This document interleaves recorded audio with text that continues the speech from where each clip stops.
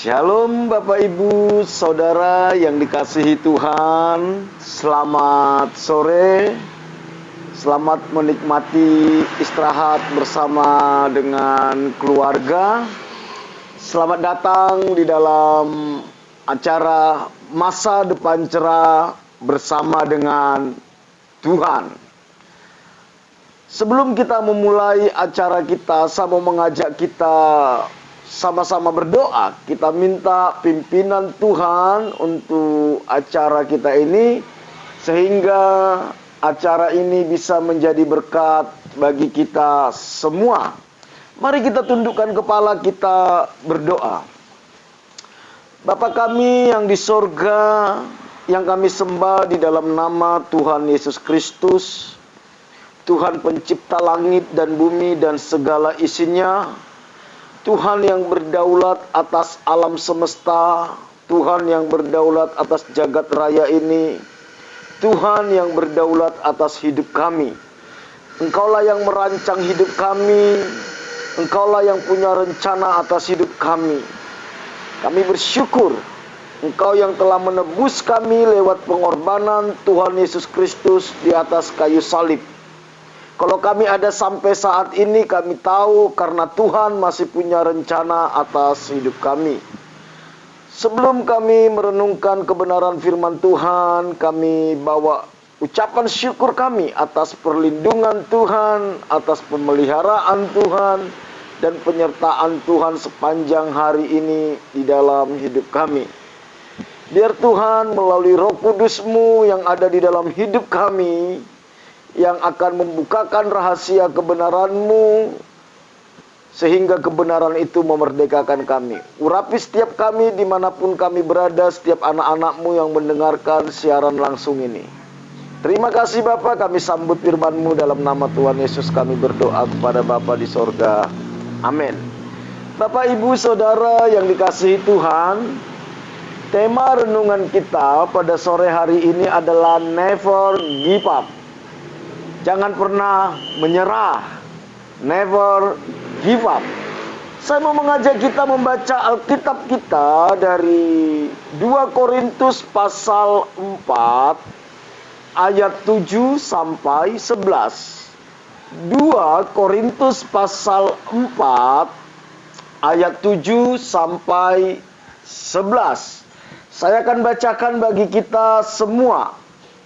Tetapi harta ini kami punyai dalam bejana tanah liat, supaya nyata bahwa kekuatan yang melimpah-limpah itu berasal dari Allah, bukan dari diri kami.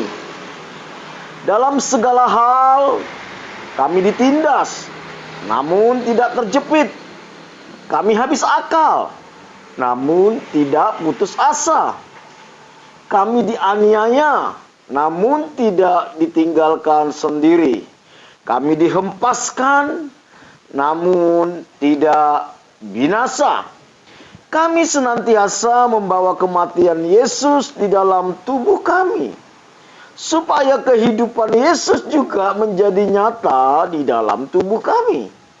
Sebab kami yang masih hidup ini terus-menerus diserahkan kepada maut karena Yesus, supaya juga hidup Yesus menjadi nyata di tubuh kami yang fana ini. Bapak, Ibu, Saudara yang dikasihi Tuhan, saya percaya setiap kita pernah mendengar atau mungkin sudah pernah masuk dan menikmati Kentucky Fried Chicken. Kentucky Fried Chicken atau KFC. Kalau kita punya anak yang masih masih SD, ini menjadi tempat favorit bagi mereka. Kentucky Fried Chicken atau KFC ini didirikan oleh seorang bapak yang bernama Kolonel Harlan Sanders, atau yang sering dikenal oleh Kolonel Sanders. Kalau kita melihat bagaimana besarnya KFC saat ini sampai hampir seluruh dunia mengenal KFC, saudara. Namun tidak banyak orang yang tahu bagaimana perjuangan sampai KFC ini menjadi besar. Kolonel Sanders sebagai pendiri, dia dilahirkan di Indiana, Amerika, tanggal 9 September tahun 1890. Di usia 5 tahun, ayahnya meninggal. 5 tahun, masih sangat kecil sekali, saudara. Di usia 16 tahun, Kolonel Sanders harus berhenti sekolah. Bisa jadi karena memang kesulitan keuangan. Di usia 17 tahun, Kolonel Sanders sudah dipecat 4 kali dari pekerjaan. Tidak dikasih tahu kenapa dia harus dipecat. Bukan mengundurkan diri, dipecat. Tapi biasanya orang kalau dipecat itu karena ya karakter. Maklum masih sangat muda, masih pencarian jati diri, aktualisasi diri. Tentu ada konflik batin dalam jiwanya. Makanya di usia 17 tahun, dalam arti setahun dia bekerja, sudah 4 kali dia dipecat, saudara. Usia 18 tahun, Kolonel Sanders memutuskan untuk menikah, saudara. Menikah. Ya, di tahun itu memang menikah di usia muda biasa. Ya, tahun 1800-an atau 1900, abad ke-19 awal. Di usia 18 sampai 22 tahun, Kolonel Sanders menjadi konduktor. Namun gagal. Gagal, saudara. Gagal. Lalu ikut militer dan dikeluarkan. Sepertinya Kolonel Sanders cukup bermasalah dengan karakternya saat itu, di usia mudanya, saudara. Lalu mencoba masuk fakultas hukum dan gagal lagi. Ingin kuliah fakultas hukum, gagal. Di usia 19 tahun, Sanders menjadi seorang ayah. Dia di usia 18 menikah, usia 19 dia punya anak, dan anaknya ini seorang wanita, saudara. Namun di usia 20 tahun, berarti pernikahannya cuma bertahan 2 tahun, anaknya masih setahun, istrinya meninggalkan Sanders dan mengajak serta putrinya yang masih bayi. Kolonel Sanders ditinggal sendiri, saudara, sama istri dan anaknya. Dan sejak saat itu, Kolonel Sanders bekerja di kafe kecil sebagai tukang cuci piring dan tukang masak. Tetapi ini menjadi modal besar bagi dia, saudara. Ditinggal istri dan anak, dia hanya bekerja di kafe kecil sebagai tukang cuci piring dan tukang masak. Dia mencoba mengambil lagi putrinya dari istrinya yang pergi meninggalkannya, dan akhirnya Sanders berhasil meyakinkan istrinya untuk kembali pulang. Kembali pulang. Dan dia kumpul kembali, saudara. Dan di usia 65 tahun, Sanders pensiun dari pekerjaan. 65 tahun. Memang sudah waktunya pensiun, saudara. Di hari pertama menjadi pensiunan, Sanders mendapat cek dari pemerintah senilai $105.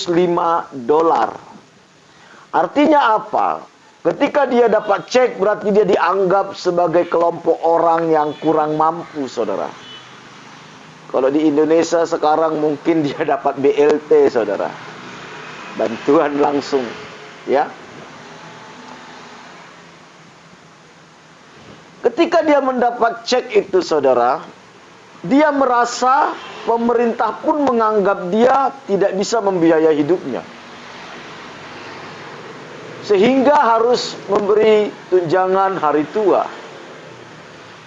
Dan ini menjadi pukulan berat bagi dia. Ternyata di usia 65 tahun dia merasa sebagai orang yang gagal, saudara. Dia orang yang gagal sampai pemerintah harus memberi santunan. Gagal. Karena stres akibat merasa gagal, saudara, Kolonel Sanders memutuskan untuk melakukan bunuh diri. Bunuh diri. Karena dia merasa bahwa selama 65 tahun hidup, dia selalu menjadi orang yang gagal di bidang apapun. Jadi, di dalam pikirannya, buat apa saya hidup? Atau juga saya sudah seusia gini menjadi orang yang gagal, saudara. Gagal. Dia duduk di bawah pohon untuk menulis niatnya bunuh diri di secari kertas. Jadi sebelum dia bunuh diri, dia duduk di pohon untuk menulis surat wasiat, saudara. Surat wasiat. Tapi tidak tahu kenapa dia mengurungkan niatnya, saudara. Dia mengurungkan niatnya untuk menulis surat wasiat itu. Bahkan sebaliknya, dia menulis apa yang mau dia capai di sisa hidupnya, di usia yang sudah senja. Dia berpikir usia 65 tahun belum terlambat untuk berkarya, saudara. Tadinya dia cuma ingin menulis surat wasiat atas keinginannya bunuh diri. Tiba-tiba pikirannya berbalik, menulis rencana-rencana dia. Hal-hal yang harus dia capai. Tiba-tiba dia tersadar, saudara. Kolonel Sanders tersadar bahwa dia masih punya kesempatan dan keahlian. Masih ada keahlian dalam dirinya, yaitu memasak. Bukankah dia pernah bekerja di kafe kecil sebagai orang yang tukang cuci piring dan memasak? Ternyata itu caranya Tuhan untuk membawa dia. Dia pikir, saya kan bisa masak. Kenapa harus bunuh diri? Saya kan masih sehat, masih kuat, masih punya waktu. Akhirnya niatnya untuk bunuh diri dibatalkan. Kolonel Sanders meminjam uang $87 dengan jaminan cek yang dari pemerintah itu, saudara, untuk membeli ayam dan memasak dengan resepnya sendiri. $87. Dia dapat dari pemerintah $105. Berarti hampir seluruh kebutuhannya. Setelah dia membuat resep masakan, lalu dia menjual door to door, saudara. Dari rumah satu ke rumah lain. Dan saudara tahu, selama dia keliling door to door, dia ditolak sebanyak 1009 kali di kota Kentucky. 1009 kali. Bukan 10 kali, bukan 100 kali, 1009 kali dia mengalami penolakan.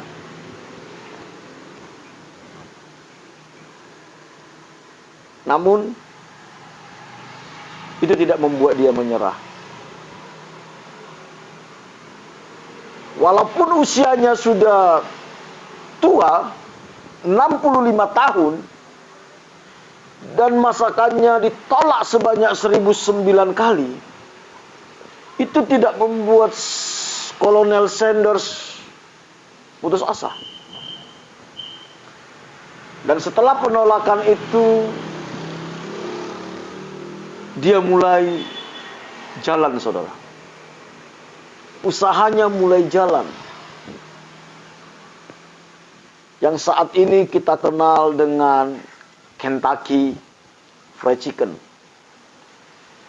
Karena kegigihannya, karena kerja keras, pantang menyerah. Di usia 88 tahun, Kolonel Sanders menjadi bilioner dari usaha Kentucky Fried Chicken. Usia 88 tahun. Dia memulai dari usia 65 tahun. Berarti lebih kurang 23 tahun dia bekerja keras. Pantang menyerah. Tidak pernah menyerah. Never give up. Dan saya percaya Tuhan menghargai orang yang bekerja keras. Siapapun dia, Tuhan menghargai. Bapak, Ibu, saudara yang dikasihi Tuhan, dari apa yang kita lihat, kita dengar, kita pelajari dari kehidupan Kolonel Sanders dan juga Kentucky Fried Chicken ini, ada banyak pelajaran yang bisa kita pelajari. Ada banyak pelajaran. Yang pertama, tidak ada kata terlambat untuk kita mencoba lebih baik. Mungkin saudara berkata, saya udah usia 50, 60, nggak ada guna. Saya cukup hidup dari belas kasihan. No. Kolonel Sanders memulai bisnis di usia 65 tahun. 65 tahun. Yang kedua, Bapak Ibu, tidak ada jalan tol untuk mencapai kesuksesan. Tidak pernah ada jalan tol, jalan bebas hambatan untuk kita bisa mencapai kesuksesan. Baik itu di dalam usaha, baik itu di dalam membangun kebahagiaan dalam rumah tangga, baik itu di dalam pelayanan. Bahkan di dalam pelayanan pun tidak ada jalan tol, saudara. Tidak ada. Tidak ada. Jadi kalau kita menghadapi banyak masalah, banyak kesulitan, banyak tantangan, itu artinya saudara sedang mendekati kesuksesan. Karena semua orang sukses, semua orang hebat menghadapi masalah yang sama. Yang membedakan adalah cara pandang dan respon. Perlu kerja keras, perlu disiplin, perlu komitmen dan daya juang untuk kita bisa melihat rencana Tuhan digenapi dalam hidup kita. Saya percaya Bapak Ibu bahwa ketika Tuhan ciptakan kita, Tuhan punya rencana. Tuhan punya rencana. Tuhan sudah berikan potensi yang besar dalam hidup kita. Tetapi untuk kita bisa menemukan apa yang Tuhan sudah sediakan bagi kita, itu tidak bisa dengan tidur-tidur, dengan ngomel, dengan santai. Tidak bisa.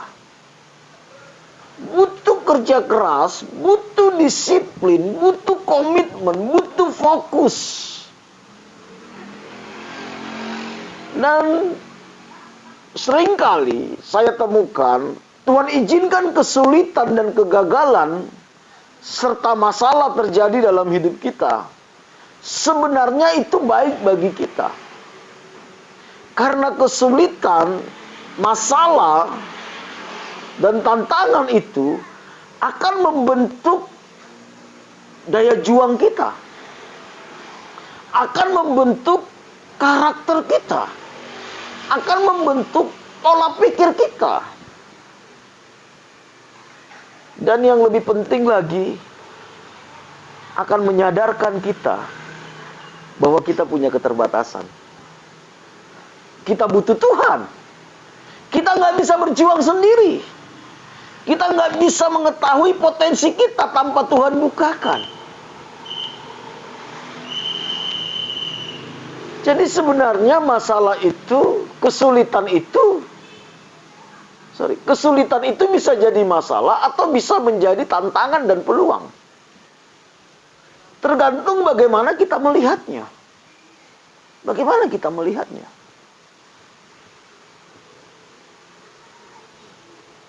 Dan di dalam setiap masalah selalu ada peluang. Selalu ada peluang. Dan biasanya saudara, ide, kreativitas, hikmat manusia itu akan muncul ketika kita sudah mulai terdesak. Terdesak.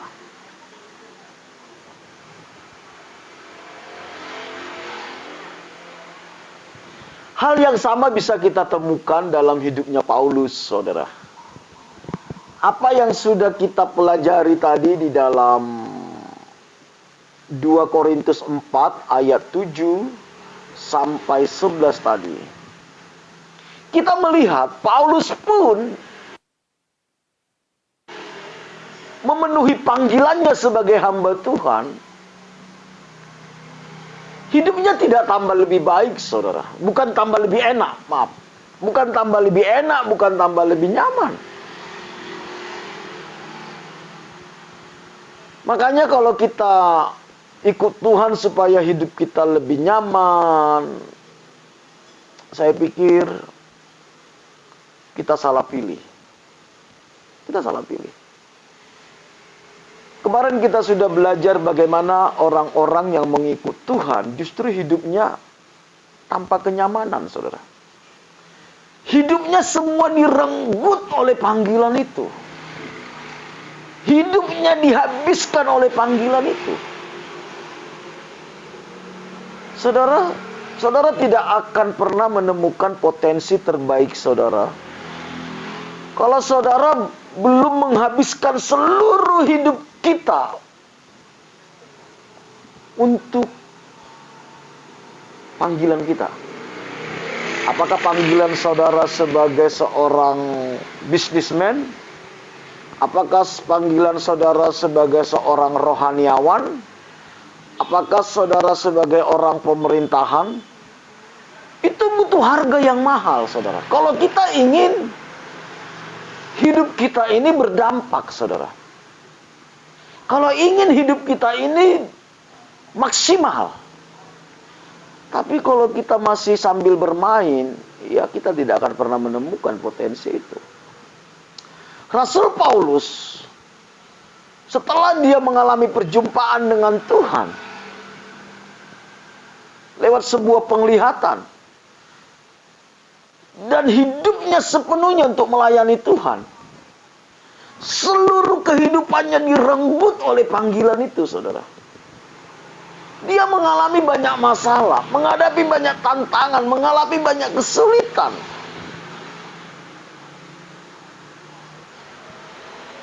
Ada beberapa orang ngomong gini sama saya, Kak Afri kok enak ya jadi pendeta ya? Saya guyon. Gimana kalau kita tukar nasib, saya bilang. Mau nggak? Oh jangan Kak, saya nggak punya panggilan di situ katanya. Saudara, setiap kita punya panggilan masing-masing dan ketika kita berjalan dalam panggilan itu, seringkali Tuhan izinkan ada banyak tantangan, kesulitan, masalah. Seorang pejuang, dia akan melihat masalah sebagai kesempatan.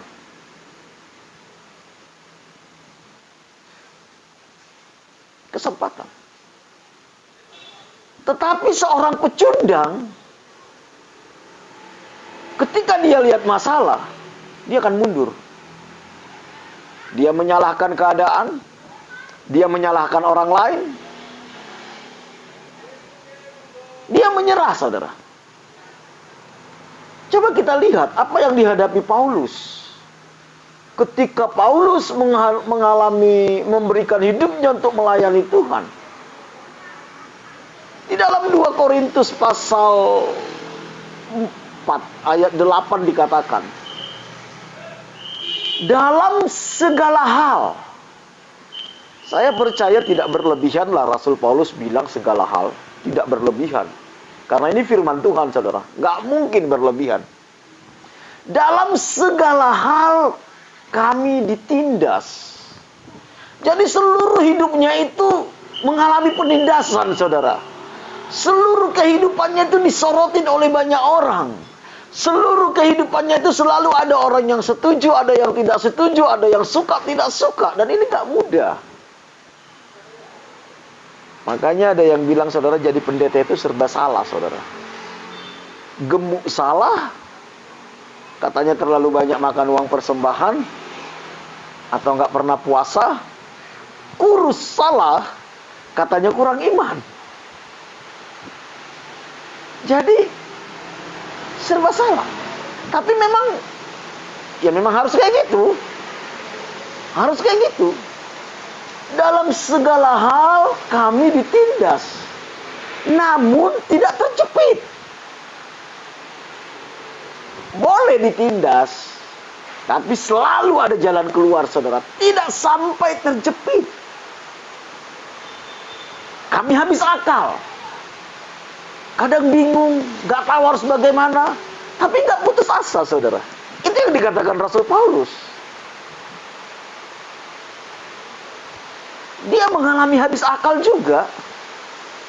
Bagaimana menghadapi jemaat, bagaimana menghadapi orang-orang yang menyerang dia, bagaimana menghadapi konflik di dalam jemaat. Kadang bingung, tapi gak putus asa. Karena ada pengharapan. Di dalam Tuhan ada pengharapan. Mungkin saudara pun di dalam dunia bisnis mengalami hal yang sama. Ada banyak yang menindas, tapi jangan mau terjepit. Jangan mau menyerah. Mungkin kadang bingung, mau ngapain ya? Apalagi dalam kondisi seperti ini, saudara. Mau gimana ya? Maju nggak bisa, mau mundur sudah kadung. Aduh, kiri kanan terjepit. Ada seorang hamba Tuhan bilang gini, saudara. Ketika muka belakang kiri kanan tertutup jalan, atas tidak pernah tertutup, saudara. Ketika maju kita nggak bisa, mundur nggak bisa, ke kiri nggak bisa, ke kanan nggak bisa, percayalah atas itu selalu terbuka. Itu yang membuat kita nggak putus asa, saudara. Kita tahu ada Tuhan. Mungkin hari-hari ini saudara sedang mengalami juga. Pengusaha-pengusaha mulai ditindas oleh karyawan. Dulu pengusaha yang menindas karyawan, sekarang karyawan yang ngancam pengusaha, saudara. Mungkin saudara mulai bingung hari-hari ini. Tapi jangan putus asa. Jangan putus asa. Di ayat 9 dikatakan, kami dianiaya. Jadi kalau orang menganiaya kita, orang gak suka sama kita, orang merancangkan yang jahat sama kita, ya memang itu hal biasa, saudara. Namun tidak ditinggalkan sendiri. Percayalah, kita tidak pernah sendiri. You never alone. Ada Tuhan yang beserta kita. Suatu saat ada seorang pengusaha membuat status, saudara. Dia bilang gini, alone, sendiri. Saya langsung komentari, kebetulan saya dekat dengan beliau. Saya bilang gini, alone but not lonely. Boleh sendiri tapi tidak akan kesepian karena ada Tuhan yang beserta kita. Rasul Paulus pun mengalami itu. Dia dianiaya, saudara. Namun dia tidak pernah ditinggal sendiri. Kami dihempas, namun tidak binasa. Ada banyak orang yang mungkin menghancurkan kita, berusaha menghancurkan kita, berusaha supaya kita gagal. Namun itu tidak akan membuat kita binasa, saudara. Di ayat 10 dan 11 yang membuat saya kagum sama Paulus. Alasan dia mengalami semua itu. Jadi masalah timbul bukan karena kesalahan Paulus, bukan karena Paulus ngutang gak bayar, bukan karena Paulus nipu, bukan karena Paulus karakternya buruk di depan masyarakat, bukan. Kalau saudara mengalami masalah karena saudara karakternya jelek, ya itu manusiawi lah. Karena apa yang kita tabur kan pasti kita tuai. Jadi kalau saudara mengalami kesulitan, masalah, aniaya, itu karena kesalahan kita, ya kita harus bertobat. Tapi Paulus dikatakan seperti ini, kami senantiasa membawa kematian Yesus di dalam tubuh kami.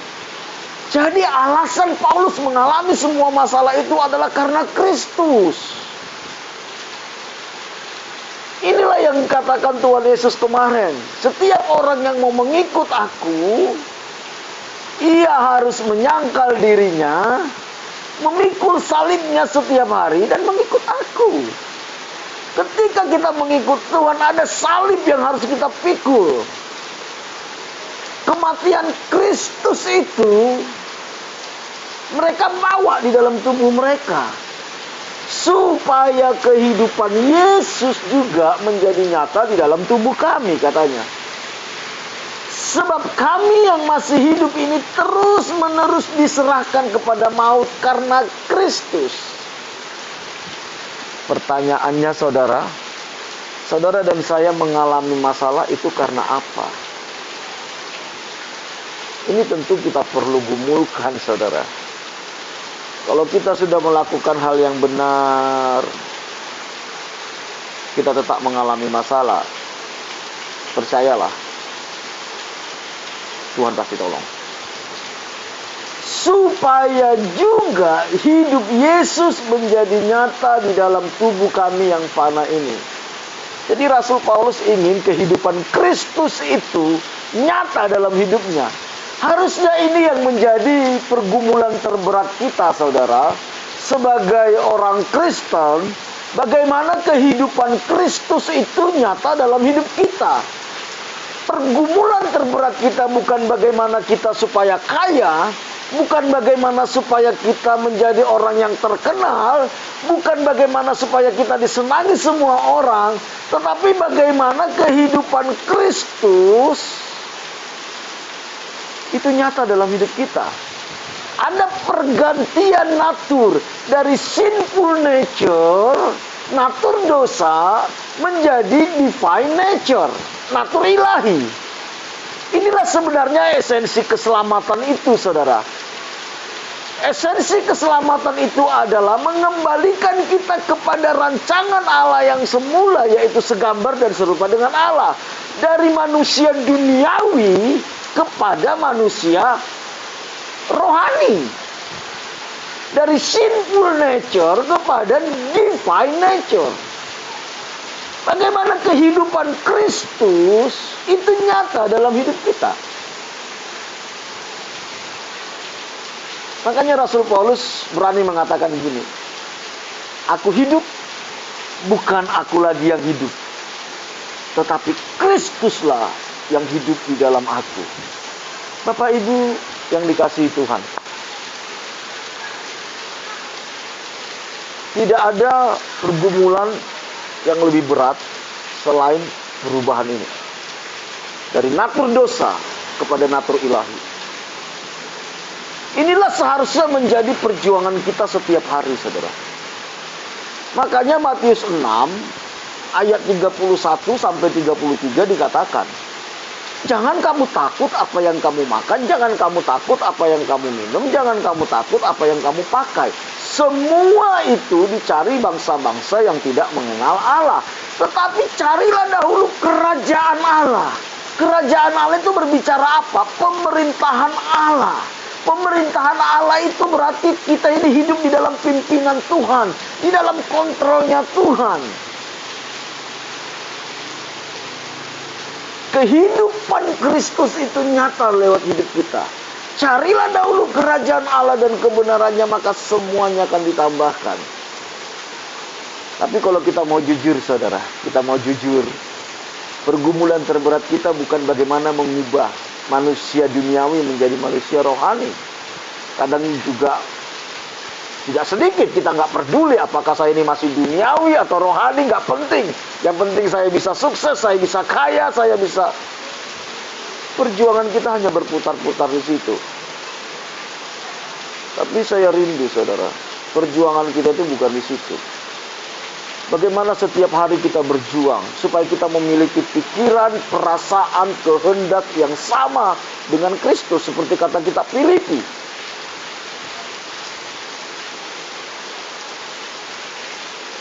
Dan saya percaya kalau kita perjuangan kita di sini, perjuangan makan minum pakai itu tidak menjadi berat lagi. Walaupun ada, tapi tidak berat. Karena Tuhan berjanji, Tuhan akan memelihara hidup kita. Burung pipit di udara Tuhan pelihara, bunga bakung Tuhan dandani. Kita pun akan dipelihara dan didandani Tuhan.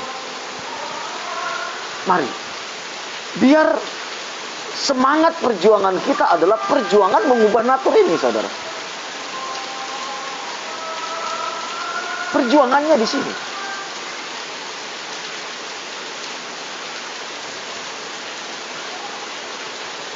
Kesimpulan, saudara.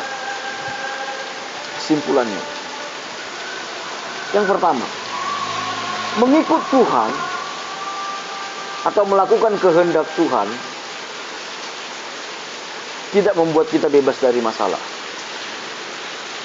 Tidaklah membuat kita bebas dari masalah.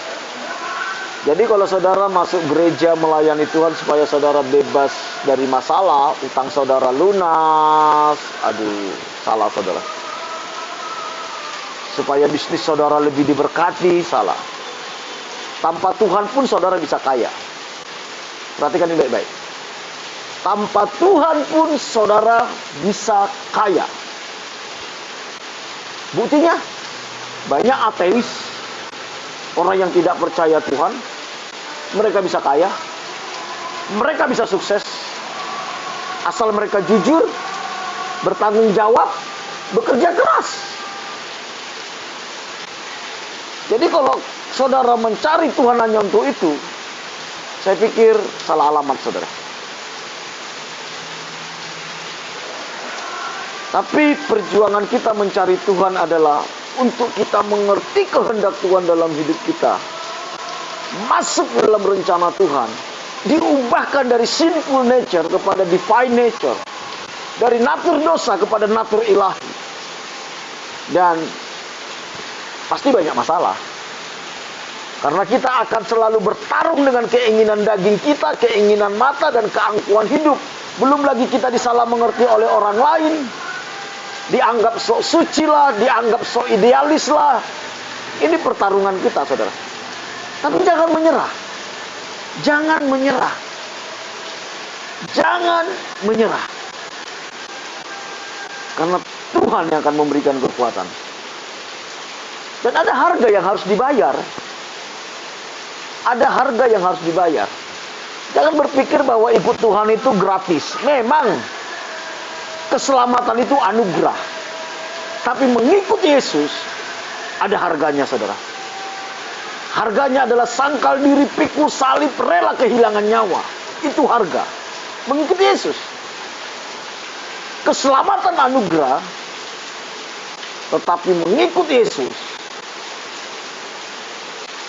itu harga. Tapi mana mungkin kita bisa masuk surga tanpa mengikut Yesus? Karena hanya Yesus jalan keselamatan dan hidup. Harganya penolakan, disalah mengerti, penghinaan, disiplin, kerja keras, pantang menyerah. Waktu tenaga kita habiskan semua untuk itu. Kita habiskan.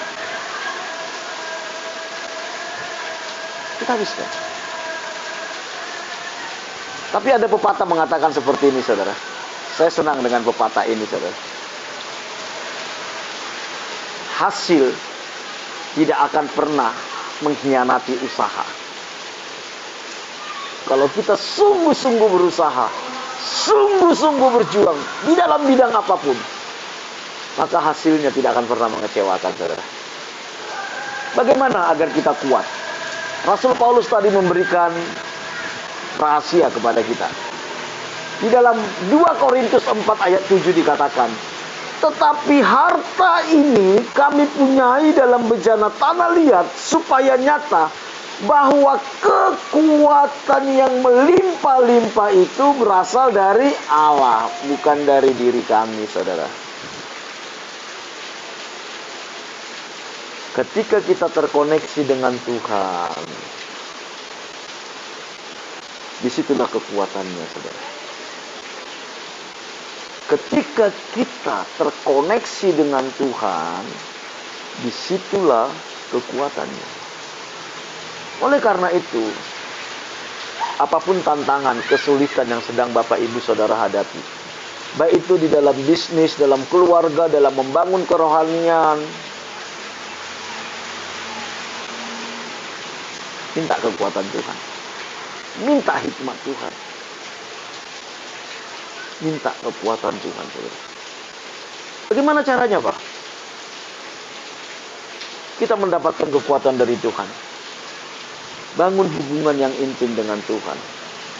Lewat doa-doa pribadi kita, penyembahan pribadi kita, saat teduh kita, merenungkan firman Tuhan, ketaatan kepada firman Tuhan, disitulah kita dapat kekuatan, saudara. Semua rencana kita koneksikan dengan Tuhan, kita konfirmasikan dengan Tuhan, kita minta petunjuk dari Tuhan. Maka saya percaya, kita akan bisa mencapai garis akhir dengan benar. Dan semua rencana Tuhan digenapi dalam hidup kita. Sesulit apapun itu, jangan pernah menyerah. Berjalanlah bersama dengan Tuhan. Hadapi bersama dengan Tuhan. Mari kita berdoa. Bapa kami yang di sorga, yang kami sembah di dalam nama Tuhan Yesus Kristus, kami bersyukur buat hari ini. Kami bersyukur buat kebenaran firman-Mu. Kekuatan kami hanya berasal daripada Tuhan. Ampuni kami kalau kami mungkin seringkali mengandalkan kekuatan kami, mengandalkan hikmat kami, atau mungkin bahkan mengandalkan orang lain. Di tengah-tengah perjalanan hidup kami, untuk kami semakin hari semakin serupa dan segambar dengan Kristus. Kami tahu tidak mudah. Ada banyak tantangan, ada banyak kesulitan, mungkin sampai aniaya. Tetapi janji firman-Mu, Engkau menyertai kami. Kekuatan daripadamu yang akan memampukan kami untuk bisa melalui semuanya. Hamba-Mu berdoa buat setiap anak-anak-Mu yang mendengarkan renungan ini. Biar kekuatan yang daripada Tuhan Kau limpahkan kepada setiap anak-anak-Mu, Tuhan. Engkau limpahkan, Tuhan. Hikmat bijaksana-Mu Kau limpahkan. Mampukan kami melihat segala sesuatu seperti Tuhan Yesus melihat. Mampukan kami meresponi segala sesuatu sama seperti Tuhan Yesus meresponinya. Biar pikiran, perasaan, kehendak Kristus itu yang memerintah dalam hati dan pikiran kami. Berkati setiap anak-anak-Mu, Tuhan. Kami terus berdoa buat bangsa ini, Tuhan. Bapa, kami tahu Engkau berdaulat atas Indonesia. Engkau mengasihi Indonesia. Tuhan, kasihani bangsa ini. Pulihkan bangsa ini. Kalau kami melihat hari-hari ini, Tuhan, apa yang terjadi di bangsa ini, jujur kami putus asa, Tuhan. Kami putus asa, kadang kami takut, tapi kami tahu Engkau punya rencana atas bangsa ini. Engkau tahu bagaimana caranya memulihkan bangsa ini. Engkaulah satu-satunya jawaban atas Indonesia. Pulihkan Indonesia. Berkati Indonesia. Berkati para pemimpin kami yang Tuhan percayakan untuk mengelola bangsa ini. Baik itu Bapak Presiden Joko Widodo, para menteri dan semua stafnya, gubernur, bupati, wali kota, camat, lurah, desa, semua pegawai negeri sipil yang Tuhan percayakan mengelola sana, takut akan Tuhan berikan kepada mereka. Tolong mereka Tuhan, tolong mereka, tolong mereka Tuhan. Segala rancangan orang fasik, orang jahat atas bangsa ini biar digagalkan di dalam nama Tuhan Yesus. Berkati TNI Polri Tuhan yang dipercayakan untuk menjaga keamanan di bangsa ini. Biar hikmat bijaksana Tuhan memenuhi mereka, kasih-Mu memenuhi mereka, lindungi jagai mereka, lindungi jagai keluarga mereka. Berkati para medis Tuhan, semua dokter, semua perawat, semua orang yang bekerja di rumah sakit dan puskesmas Tuhan. Tuhan jagai, lindungi mereka Tuhan. Beri kepada mereka kekuatan yang baru Tuhan. Hikmat bijaksana Tuhan, lindungi keluarga mereka. Sukacita-Mu yang menyertai mereka. Terima kasih Bapa. Pulihkan juga ekonomi Indonesia Tuhan. Pulihkan Tuhan. Pulihkan, berikan hikmat, ide, kreativitas kepada penduduk Indonesia untuk bisa bekerja lebih baik lagi. Kami bersyukur atas Indonesia. Kami percaya Indonesia akan dipulihkan oleh Tuhan. Berkati JJKV tempat ini Tuhan. Kami percaya Tuhan, hadirat-Mu ada di tempat ini. Biar kebenaran-Mu merintah di tempat ini. Apa saja yang dikerjakan di tempat ini Tuhan buat berhasil. Hikmat, bijaksana, kreativitas berikan kepada pemilik tempat ini Tuhan. Terima kasih, kami bersyukur dalam nama Tuhan Yesus kami berdoa kepada Bapa di surga. Amin. Bapak Ibu Saudara yang dikasihi Tuhan, acara kita selesai. Sampai bertemu besok jam 6 sore dalam acara Masa Depan Cerah bersama dengan Tuhan. Tuhan Yesus memberkati kita semua.